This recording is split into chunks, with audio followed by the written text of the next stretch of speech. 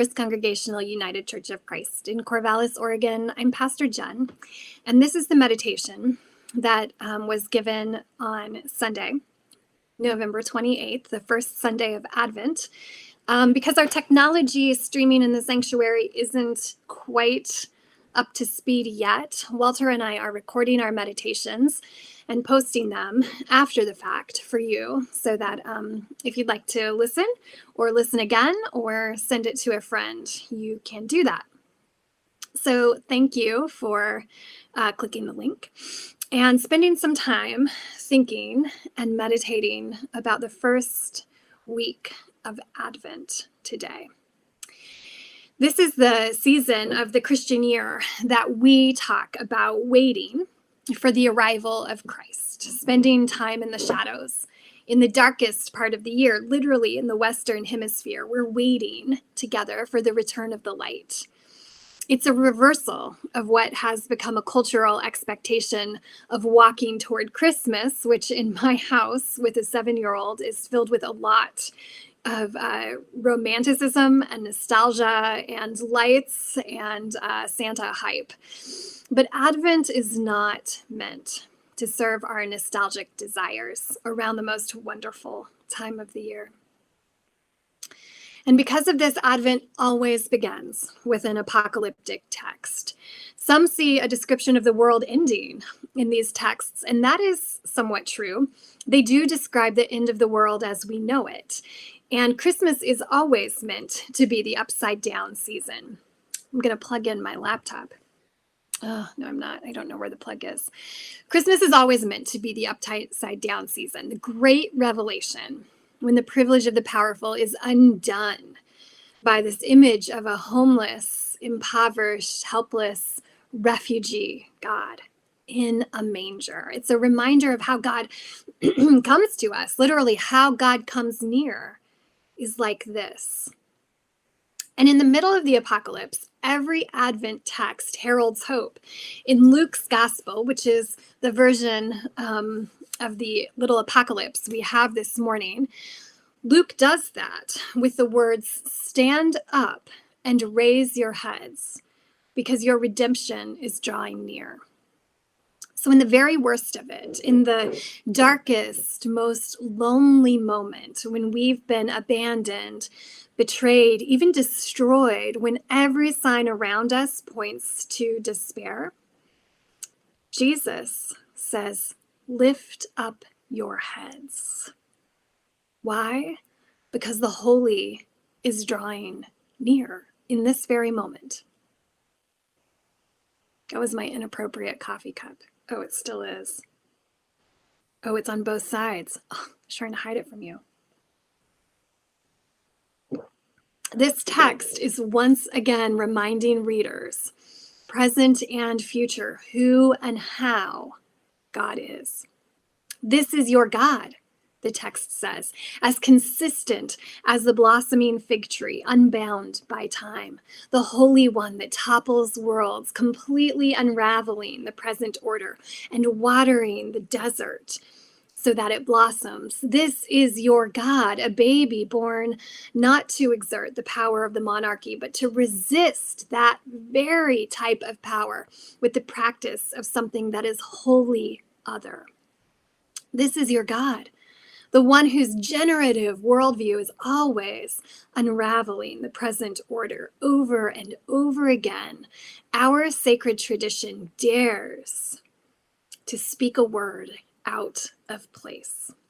And thousands of years later, the passages continue to resonate with us because our realities are still held hostage by principalities and powers, still shaped by the empire's tools of choice. Fear, despair, and apathy. Hope is the capacity of the faithful to reject all history that wishes to build its future out of the present. And that is why the desert blossoms. This is why the Messiah comes as a child. Both of those narratives contradict present reality. This is your God, the one who gives life to the dead and calls into existence the things that do not exist. So, as we visit the theme of hope this first week of Advent, I've been thinking about hope. I've been curious about it for myself, for you, for everyone else. What is this thing? Who has it? Who doesn't have it? And what does it mean to call ourselves hopeful or not? Right? What does it mean to describe ourselves as being in despair or cynical or a pessimist or even worse, apathetic? I cannot say that I have hope figured out, but one thing I do know about it is that it's a practice. It's not just a way to think or a psychological framework through which we view the world. Hope as practice is literally participation in the fundamental transformation of the world, the fundamental transformation of the ordering of power in the world. It's not optimism. It's not a personality trait. It's not escapism or magical thinking. I asked my son over the last couple of weeks about hope. Tell me what it is. And he struggled a little bit. It's not wishing, he said. He knew that. And then he said, it's believing that something can happen. And I said, well, how do you know it can happen? And he said, I'm not sure. I don't know how to answer that. And what I think is interesting is that even children know that hope is not actually just wishing. There's something more there. But then I thought it was even more revealing that when I asked adults this same question, tell me about hope, tell me what it looks like, who has it, how can you describe it? I didn't get much more of an answer from adults either. And actually, what I did get was a whole lot more apathy and cynical responses. And just to be clear, I'm really implicating my own self here. I am definitely a pessimist. Ask anyone in my family. I have a very lazy hope practice. And I've been wondering what these responses, mine and yours, other folks, what do those responses and lack of a clear definition have to say about the state of our souls?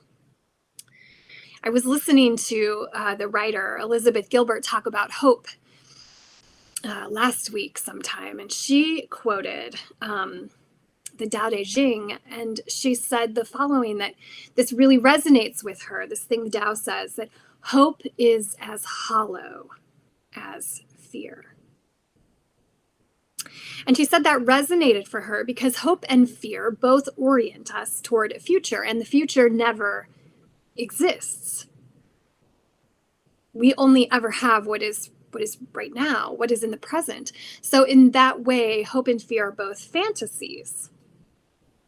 And she said her interest is being in the present, being one who can live in the world as it is, whatever it is. And intellectually, I understand what she's saying. And I even resonated with it a little bit, but then the more I thought about it and the implications of that concept, that hope is as hollow as fear because it's a fantasy, the more disconcerted I started to feel, because I personally didn't know, and I don't know how to square that with all of the sacred texts that locate God with hope. And furthermore, I don't know how to square that with all the traditions and organizing principles and the accompanying centuries of art and music and poetry that locate the holy with hope. Particularly the work of the disenfranchised and the brokenhearted, the dislocated.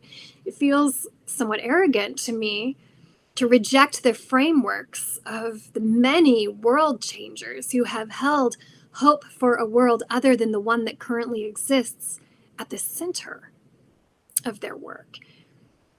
So is it true that hope has only ever been a manipulation of the powerful, a mechanism of the master? Or is that paternalism at work?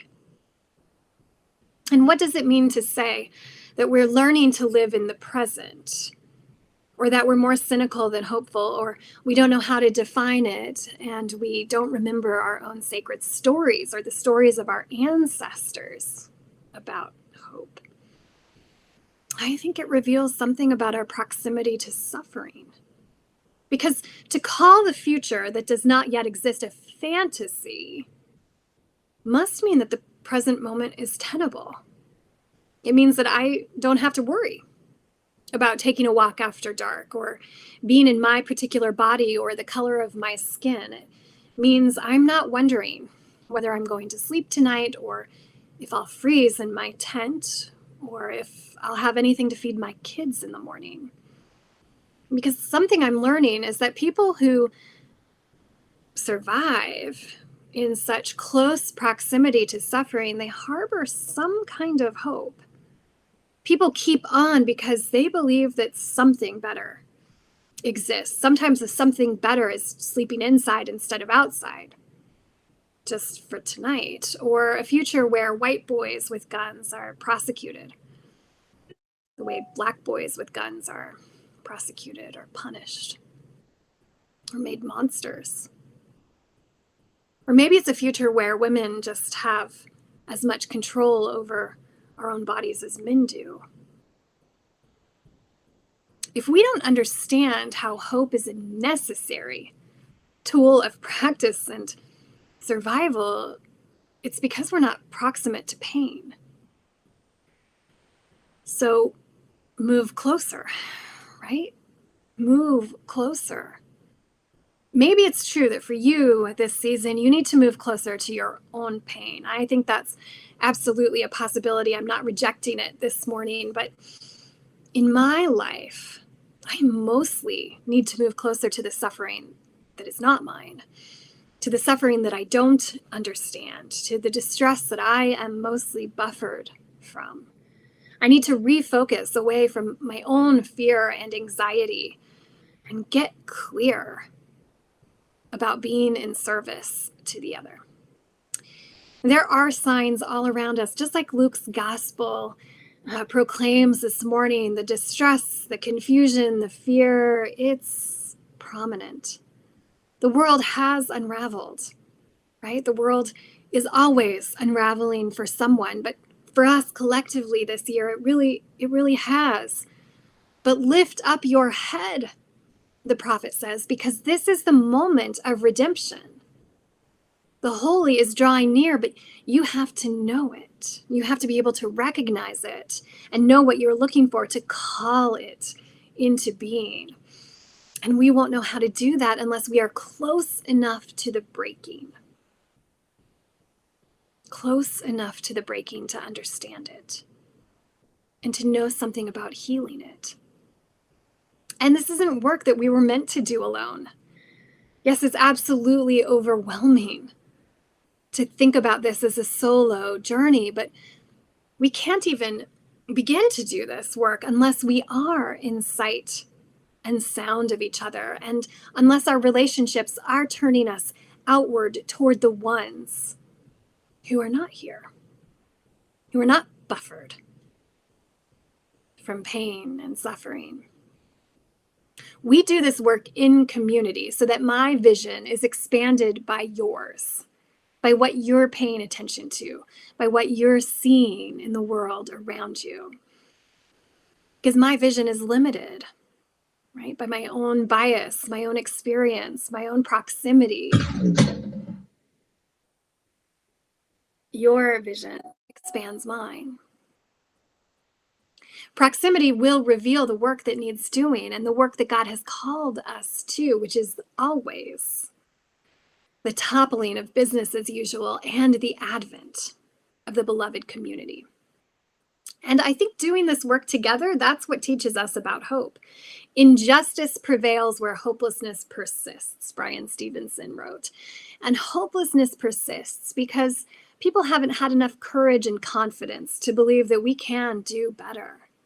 It's hard to do better on our own, but when we work together, when we combine our voices and our resources and we leverage our platforms, we literally generate hope. And what we practice, we become.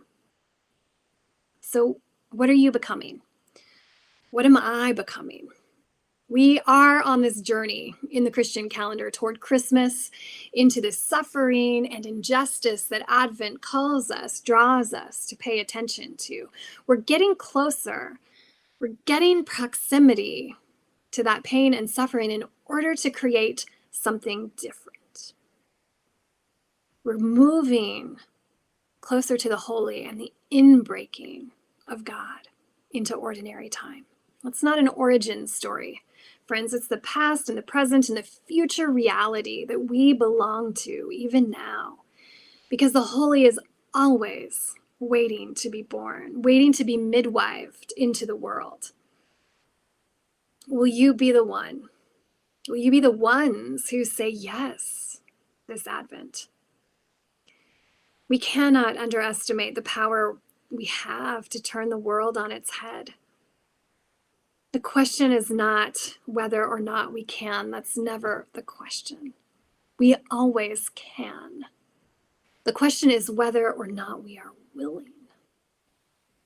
And perhaps whether or not our hope is practiced enough to carry us there.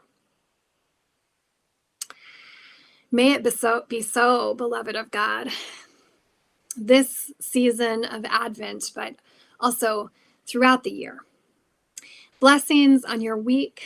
I look forward to seeing you wherever you pop up, whether it's in the virtual community or in the physical space of the sanctuary on Sunday morning as we journey into the second week of Advent and the practice of peace next week. Beloved of God, may the Lord bless you and keep you. May the face of the holy shine upon you, and may the countenance of the divine be turned toward you with compassion this day and forever.